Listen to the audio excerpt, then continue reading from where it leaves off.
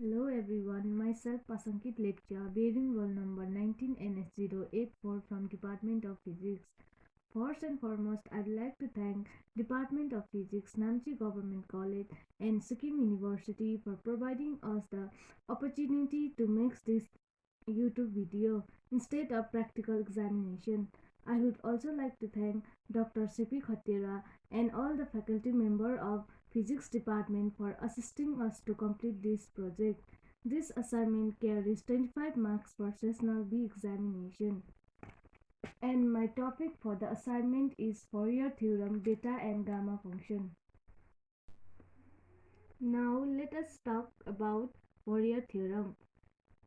Fourier theorem states that any complex periodic motion can be represented by component motion which are simple harmonic having frequencies in exact multiples of the frequency of the complex periodic vibration, which means suppose हाम्रोमा any complex periodic motion छ अरे हामीले त्यो मोसनलाई चाहिँ component मोसनमा represent गर्न सक्छ जुन चाहिँ simple harmonic हुन्छ जसको फ्रिक्वेन्सी चाहिँ exact multiples of the frequency of the complex periodic vibration हुन्छ. Simple harmonic motions compounded together will give complex motion. Fourier theorem can be stated in another way as a mathematical theorem stating that a periodic function which is reasonably continuous may be expressed as the sum of series of sine or cosine terms called the Fourier series, which each of which has specific amplitude and phase coefficient known as Fourier coefficients. The application of this theorem to sound is known as Fourier analysis, and the theorem was developed by the French mathematician J.B. Fourier around 1800. Now let us discuss about the equations of Fourier theorem. जसमा चाहिँ के हुन्छ भने हाम्रोमा एउटा function हुन्छ जो चाहिँ टाइम डिपेन्डेन्ट हुन्छ which is y equals to f of t equals to a0 plus a1 cos omega t plus a2 cos 2 omega t plus an cos n omega t which goes up to infinity. Similarly, we have b1 sin omega t plus b2 sin 2 omega t plus bn sin omega t which goes up till infinity. The above equation can be written in short form as y equals to a0 plus summation of an cos n omega t, where values of n goes from 1 to infinity. Similarly, we can write summation of bn sin omega t, where values of n goes from 1 to infinity, where a0, an, bn are Fourier coefficient which can be determined by Fourier analysis. Now let us discuss about the beta function. The beta function is a two-parameter composition of gamma function that has been useful enough in application to gain its own name.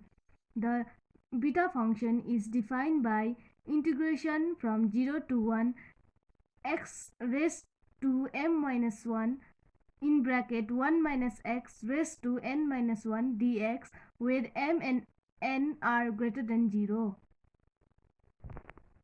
Is denoted by b bracket m comma n. Now let us discuss about beta function with the help of example. In the question, since the integration is from 0 to 1, we can say that it is beta function. So this can be written as general form of beta function as in integration from 0 to 1 x raised to m minus 1 in bracket 1 minus x raised to n minus 1 dx, where m minus 1 equals to 2, n minus 1 equals to half. Therefore, m equals to 3, n equals to 3 by 2, where beta function equals to 3 comma 3 by 2. Now let us discuss about the properties of beta function. First property, b bracket m comma n equals to b n comma m. Second property, b m comma n equals to 2 integration from 0 to pi by 2 sine to the power 2m minus 1 theta into cos power 2n minus 1 theta d theta. Third property, integration from 0 to pi by 2 sine to the power p theta minus cos to the power q theta d theta equals to half b bracket p plus 1 divided by 2 into q plus 1 divided by 2 bracket close. Fourth properties, integration from 0 to infinity x to the power m minus 1 divided by bracket 1 plus x to the power m plus n equals to b bracket m comma n. Fifth properties, b bracket m comma n equals to gamma m into gamma n divided by gamma m plus n. Now let us discuss about gamma function. The gamma function may be regarded as generalization of n factorial, where n is any positive integer to x, where x is any real number. Such an extension does not seem reasonable, yet in certain ways the gamma function defined by the improper integral as integration from 0 to infinity e raised to minus kx x raised to n minus 1 dx equals to gamma n divided by k to the power minus n. Now let us talk about reduction formula for gamma function, where gamma n plus 1 equals to n factorial for positive integer and gamma n plus 1 plus 1 equals to n gamma n equals to positive fraction. Now let us discuss about the properties of gamma function. Gamma n plus 1 equals to n gamma n.